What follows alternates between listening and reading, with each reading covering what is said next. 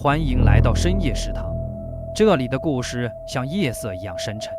今晚的故事叫弘毅镇，在地图上，它被一个红圈标出，旁边写着404，不存在。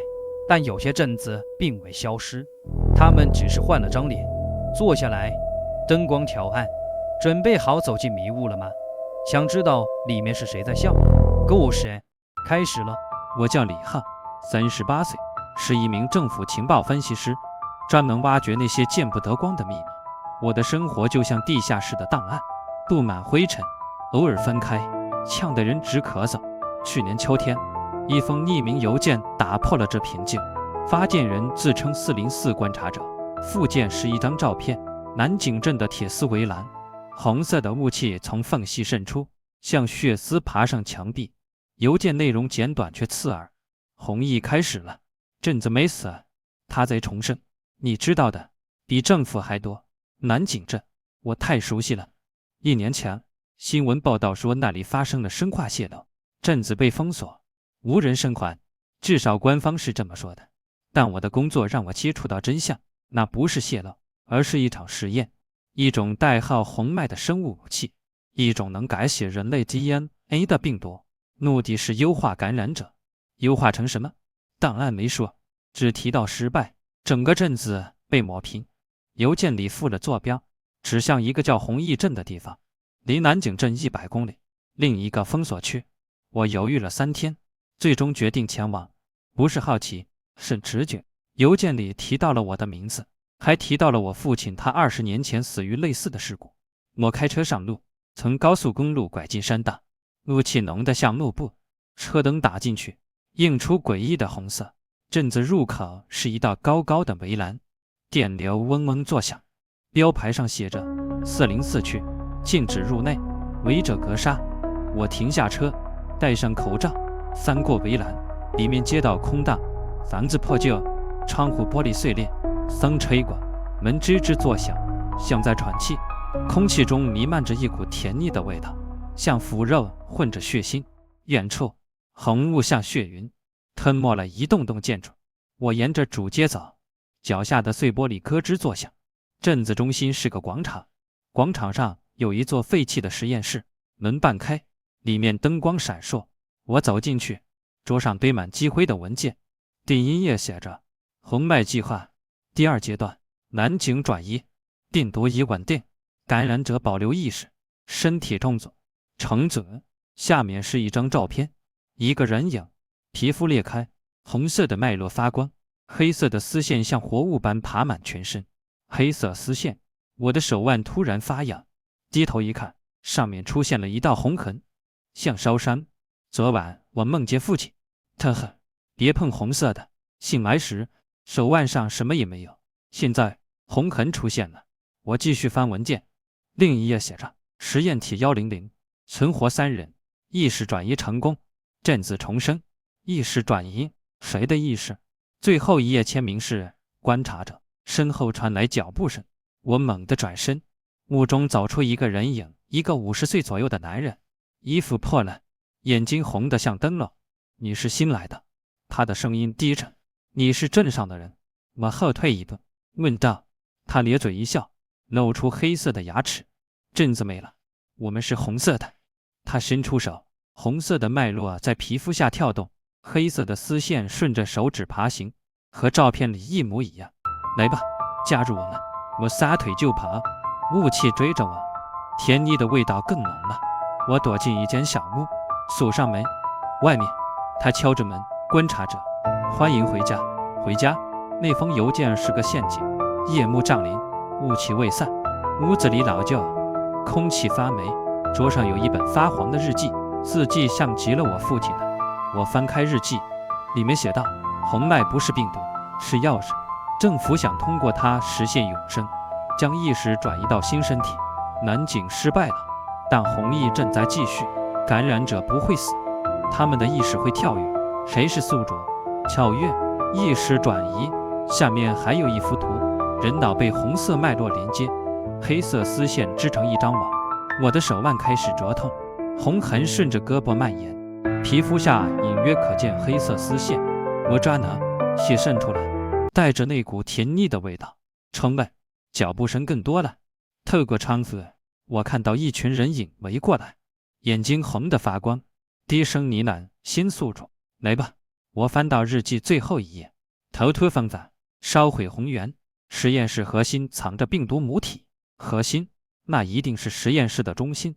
我冲出小屋，雾气裹住了，人影伸手抓来，衣服被扯破，黑色的指甲划过皮肤。我跑向实验室，门已经关上，我用力砸开，里面破碎的管子淌出红色液体，汇聚在地上。房间中央是一个玻璃缸，里面漂浮着一个人形，皮肤开裂，红色脉络发光，黑色丝线像网一样缠满全身。那个男人追了进来，宿主，别碰他，裸体就是我们。我点燃火柴，扔向玻璃缸，缸体爆裂，红色液体四溅，男人尖叫着倒下，身体像融化般塌进地板。黑色丝线疯狂抽动，雾气没有散，反而更浓了。缸里的液体流到我脚边，渗进鞋子。我胸口的黑色丝线灼烧着，蔓延到心脏。我醒了，或者以为自己醒了。镇子变了，街道明亮，人们平静地走动，像个正常的镇子。那个男人走过来，微笑着：“观察者，欢迎来到弘毅镇。”我是谁？李浩。脑海里有个声音低语：“浩，你睡了。”我醒了，我用你的身体，我被替换了。第二天，镇子看起来正常，人们在街上走动，但他们的眼睛红得像灯。那个男人自称是镇长，迎接我：“哈，你是新的观察者，政府派你来的。”政府？我的档案说政府摧毁了这个镇子，可他还活着。实验室被修好，玻璃缸空了。镇长带我穿过镇子，红脉计划成功了。病毒不杀人，他转移意识，旧身体死去，新身体活过来。政府用它让精英永生。永生？档案里说这是失败的。南景镇呢？我问。他冷笑：“南景是试验，失败了，所以被抹去。弘毅镇是改良版，意识转移稳定，由黑色丝线连接。”我的手腕又痒了。黑色丝线虽然淡了，但还在。记忆开始混乱。父亲的死是车祸还是实验？他也是观察者。红脉实验的意识转移到我身上。镇长的声音打断我的思绪：“你父亲是第一个宿主，他的意识睡在你体内。弘毅镇唤醒了他。”父亲的容器。头痛欲裂，记忆涌来。父亲临死前说：“哼，别碰红色的，他会夺走你的身体。”镇长带我到实验室核心，那里有一个新的玻璃缸，里面漂浮着一具新身体。换了？他问。旧身体会坏，新身体更好。我拒绝了，跑出镇子，围栏开了，我的车还在。我开车下山，路直得诡异，没有雾。回到公寓，一切看似正常，但电脑开着，邮件已经消失。镜子里，我的眼睛红得发光，笑容缓慢，黑色丝线爬上肩膀。第三天，我去上班，编辑老王说：“哈，你的稿子不错，弘毅镇的故事写得再深入点。”我根本没写稿子，电脑上出现一个文件，名叫弘毅李浩 Doc， 时间是凌晨，详细记录了镇子里的一切。最后一句是观察者报告成功。我删了文件，他又出现了，脑海里父亲的声音说：“浩，我写的，你在睡觉。”我冲到医院做了脑部 CT， 结果显示脉络异常，黑色丝线像网一样，肿瘤。医生皱眉：“不，更像寄生体。”寄生体是父亲。